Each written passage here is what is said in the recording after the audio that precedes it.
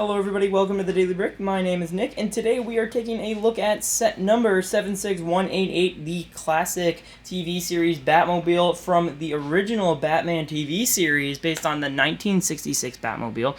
This Batmobile is one of the coolest designs that we have gotten for one of these cars in a while. I think that the build techniques look very good, especially with the different angles that they get on the hood of the car. There are a lot of different variations with the red and black that make the stripe along the bottom look really nice, and it flows very nicely. And then the fins on the back are honestly my favorite part. I love that they used those hinge plates so that way you could get some of those unique angles that the car itself does have, and I will show you the actual car because they did a really good job replicating that.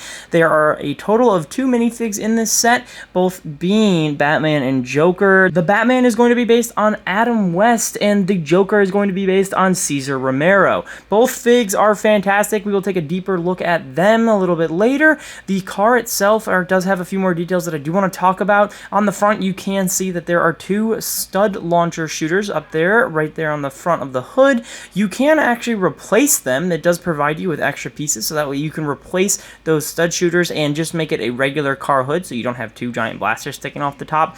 And that's actually something that a lot of people do appreciate when you do have the ability to take off the stud shooters. So a lot of people don't like stud shooters, and this is a very good alternative. On the sides, you can see that you've got a few stickers as well as a few prints on the wheels. You can see on the inside there is the little bat symbol on the spokes of the wheels, which is really cool. On the back, you can see that there are 2 stickers on anti-stud slope pieces that make the Batwing symbol, and on the side of the doors you can also see the Batman logo.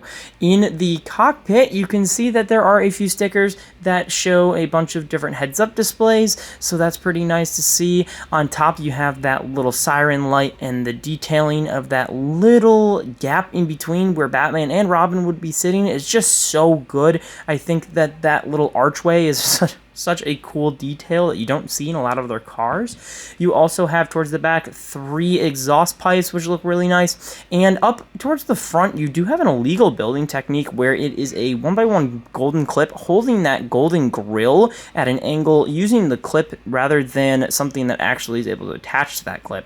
On the back, you do have a larger engine, so you can see the exhaust port there, and then 2 stickered 1x1 tiles, and that is supposed to represent just detailing on the back there.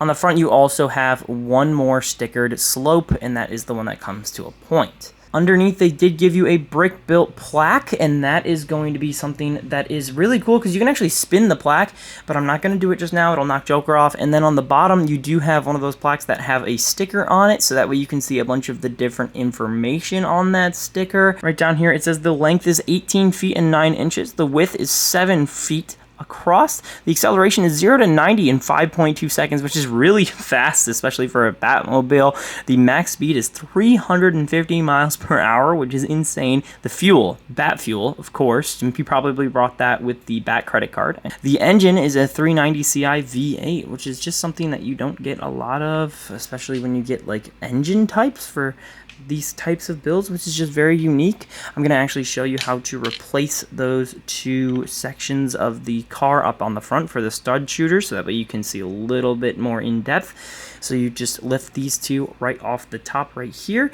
and then you're able to put these 2 replacements on there, re-put the 2x2 slope on the back, and then you're able to have that all flushed out. For the minifigs, we're going to start off with the Joker. He does have a dark pink suit, which is very unique for the character. I love that he has the hair in the lime green color, which is just really good. I love that. He does have that face print, and he also does have an alternate face print where you take his hair off and he is looking a little bit more concerned, a little bit more upset. He does come with a brick-built grappling hook, which is always a great thing to get. Grappling hooks are one of the favorite accessories of mine, and I do love that he has both printing on the legs that continue all the way through the jacket up in the top, and he also does have back print. Up next, we do have Batman himself. This is going to be based on the Adam West iteration of the character. The prints up on the cowl are so good. I love that he has the kind of like a scowling face. It's really good. The torso print is very simple, but it works so well for what it's trying to represent, and he also does have leg printing that gives him the classic boots, which they were dual molded, but you know, that's okay.